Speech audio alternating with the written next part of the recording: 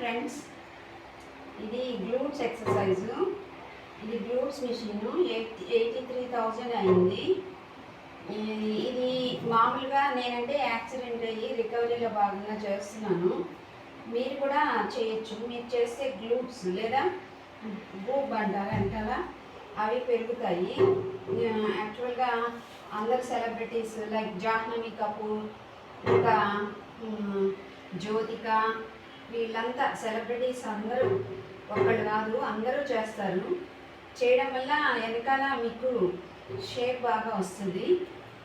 నేనంటే షేప్ కోసం కాదులేండి, రికవరీలో భాగంగా చేస్తున్నాను.